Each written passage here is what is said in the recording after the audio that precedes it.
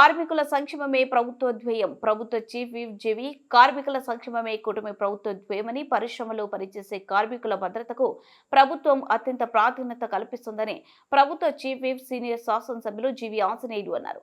వెనుకొండ పట్టణంలోని RTC bus stand వద్ద TNTUC కార్యాలయంలో గురువారం ఉదయం జరిగిన మేడే వేడుకల్లో చీఫ్ విప్ జేవి పాల్గొన్నారు.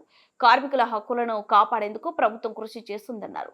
కార్యక్రమంలో డీసీసీబీ చైర్మన్ మక్కెన మల్లికార్జునరావు, జనసేన నాయకులు నాగశ్రీను రాయల్, కార్మిక సంఘాల నాయకులు పాల్గొన్నారు. మేడే సందర్భంగా ఈ రోజు ఈ కార్యక్రమంలో పాల్గొన్నటువంటి ఎన్డీఏ నాయకులకు, ఆర్టీసీ కార్మిక సోదరులకు అందరికీ పేరు పేరున హృదయపూర్వక నమస్కారాలు తెలియజేస్తున్నా. అందరికీ పేరు పేరున మేడే దినోత్సవ శుభాకాంక్షలు తెలియజేస్తున్నా. ఈ రోజు ప్రపంచ వ్యాప్తంగా కార్మిక సోదరులందరికీ ఓ పండుగ. మే 1వ తారీఖున జరిగే మేడే రోజు ప్రపంచ కార్మిక దినోత్సవం. మరి ఈ రోజు తెలుగుదేశం ప్రభుత్వం, ఎన్డీఏ ప్రభుత్వం, ముఖ్యమంత్రి చంద్రబాబు నాయుడు గారు కార్మికుల సోదరుల యొక్క సమస్యలను పరిష్కరిస్తూ ముందుకు పోతా ఉన్నారు. అనేక సమస్యలు ఉన్నాయి, ఆ సమస్యలను అధిగమిస్తూ ముందుకు వెళ్తున్నారు. అలాగే ఈ రోజు కార్మికులకు ఇన్సూరెన్స్ సౌకర్యాలు, అలాగే కార్మికులకి హాస్పిటల్ వైద్యం సదుపాయాలు ఇవన్నీ కూడా ఈ రోజు ఎన్డీఏ ప్రభుత్వం ఇంప్లిమెంట్ చేస్తా ఉంది.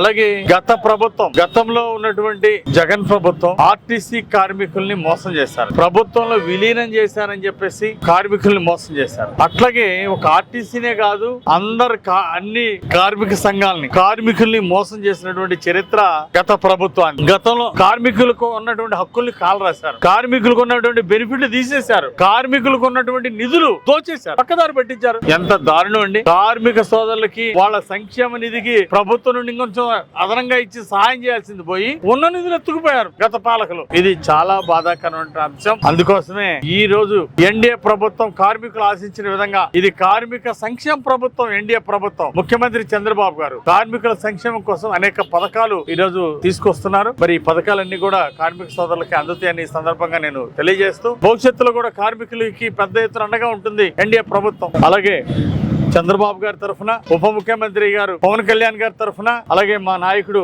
నారా లోకేష్ గారి తరఫున, మా అందరి తరఫున కార్మిక సోదరులందరికీ మేడే శుభాకాంక్షలు తెలియజేస్తున్నా. మీకు మేమందరం కొండంత అండగా ఉంటాం. కార్మిక సోదరులకి ఎప్పుడు ఏ సమస్య వచ్చినా ఆ సమస్య పరిష్కారానికి మేము తోడుంటామని చెప్పేసి ఈ సందర్భంగా కార్మిక సోదరులందరికీ కూడా విన్నవిస్తా ఉన్నాము. మరి ఈ రోజు పెన్షన్ రాష్ట్ర వ్యాప్తంగా 65 లక్షల మందికి పెన్షన్ పంపిణీ చేస్తా ఉన్నారు. ఒకే రోజు ప్రతి నెల 1వ తారీఖు దాదాపు మధ్యాహ్నం కల్లా దాదాపు 90% పంపిణీ పూర్తి చేస్తున్నారు. సాయంత్రం కల్లా 99% పూర్తి చేస్తున్నారు. ఈ విధంగా 100కు 100% ఒకే రోజు రాష్ట్ర వ్యాప్తంగా పెన్షన్లు ఇచ్చినటువంటి చరిత్ర చంద్రబాబు నాయుడు గారిది. దీన్ని, ఈ సాంప్రదాయాన్ని భవిష్యత్తులో కూడా కొనసాగిస్తామని చెప్పి ఈ సందర్భంగా తెలియజేస్తా.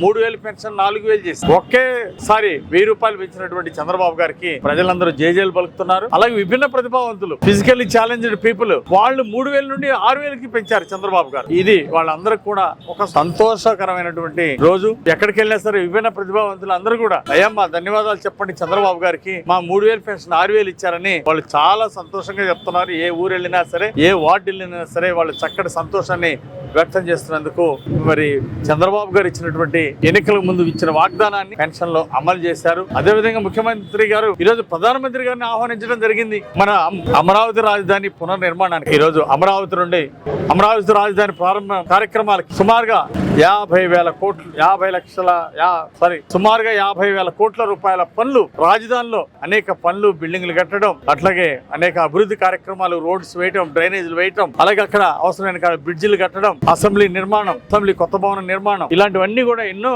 గొప్ప గొప్ప కార్యక్రమాలు, అలాగే ఉద్యోగ అవకాశాలు ఇవ్వడానికి కూడా మరి ప్రభుత్వం ముందుకెళ్తా ఉంది. అమరావతి రాజధానిలో ఈరోజు మరి ప్రధానమంత్రి గారిని ఆహ్వానించడం జరిగింది. 2వ తారీఖు అంటే రేపు 2వ తారీఖున రేపు మధ్యాహ్నం ప్రధానమంత్రి గారు వస్తున్నారు. ఆ ప్రధానమంత్రి గారు ఈ శంకుస్థాపన కార్యక్రమాలకు హాజరవుతారు. దీంట్లో